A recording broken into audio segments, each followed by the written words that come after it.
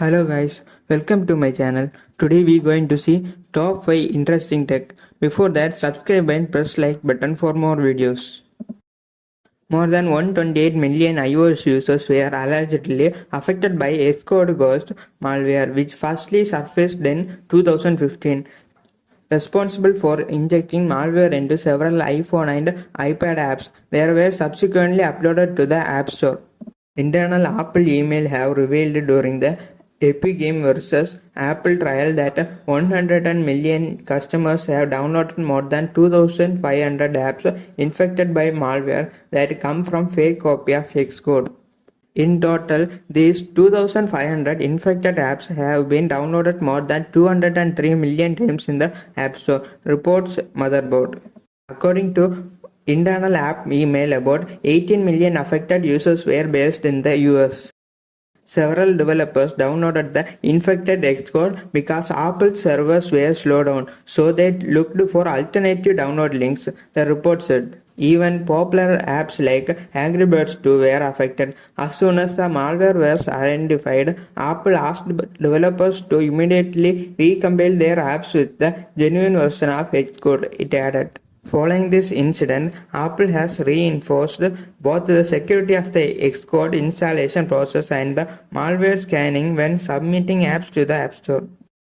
American technology giant IBM has unveiled the world's first 2nm process chip, providing a proof of concept for what chips running smartphones, anonymous cars and more will look like in future. The 2nm here refers to the size of the transistor on a chip. Companies can fit more transistor on a chip, making them more powerful and efficient.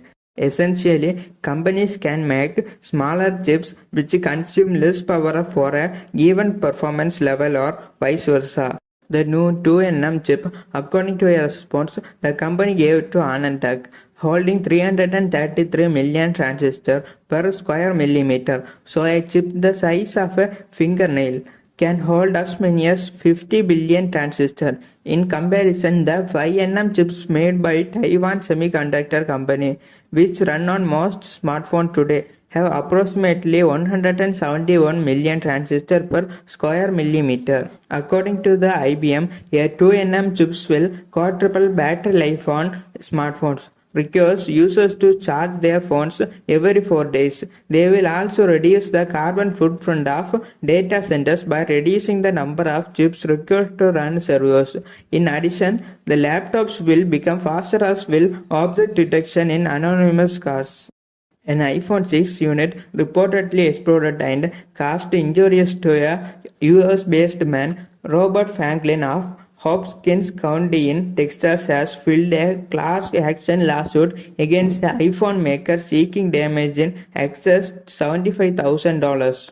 Franklin mentioned that he was listening to music on its iPhone 6 when suddenly the songs began to skip on its own. He added that as he went up to pick up the iPhone 6 unit, its battery exploded, causing burns to his eyes, because of which he fell. While trying to save himself from falling, he tried to brace himself using his right hand, because of which his wrist got injured. The plaintiff said both his eyes and wrist continued to hurt to date. Apple was ordered to pay $113 million in the Batterygate scandal, besides replacing batteries on impacted iPhone models free of cost and removing the features from the iPhone. Later, Apple introduced battery health features that tells iPhone users the status of the battery. India has authorized trial of super-fast 5G wireless technology, giving access to international companies with the notable absence of Chinese equipment maker Huawei and ZTE amid lingering tension between the Asian powerhouses. South Korean technology giant Samsung, Finland's Nokia, and Ericsson of Sweden and the Indian government's own Xcode Research and Development Center will help 4 Indian telecom service providers in tests in rural, semi-urban, urban areas across the country, the Communication Ministry said in the statement late Tuesday. Telecom service provider Bharati Airtel, Reliance Jio, Vodafone Idea, MTNL will conduct the trials. Realme's official support account on Twitter fell prey to hacking activity involving a cryptocurrency scam for a brief time. Hackers got hold of the official verified Twitter account with the handle at Realme Care in Temperley and used it to lure people who were on Elon Musk's thread into the scam. Although Twitter now seems to have restored the account, hackers changed the name of the account from Realme India support to the stylish version of the Tesla, where each letter had spaces between them. Since the account was verified, it gave hackers confidence to use it for the Bitcoin scam. Google Meet has added limit data usage setting for Android and iOS users. The new update will allow users to optimize video call quality for their device and network conditions. As the name suggests, the limit data usage mode will allow users to save data when they use Google Meet on their phones. This development comes with version 2021.04.18 of Google Meet.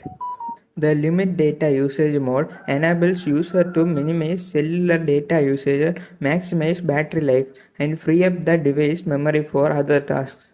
The limit data options comes in handy when your device is not running in Wi-Fi or when you are not in a good network region but can't avoid a meeting.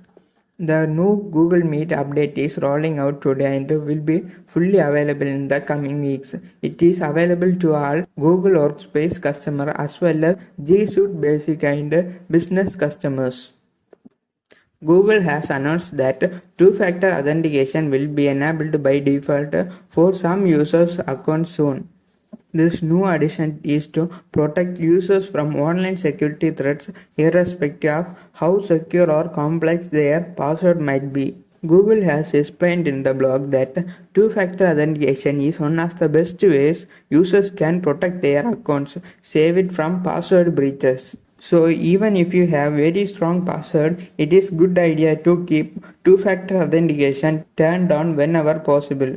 A second form of verification, usually confirmed via SMS or in-app, gives users the ability to confirm that they are persons who are trying to log in. Also, if you use two-factor authentication, it is good idea to use an authenticator app for the second layer of verification instead of message, since messaging can be intercepted. Write down your comments below. I will read each and every comment and try to answer all of your comments.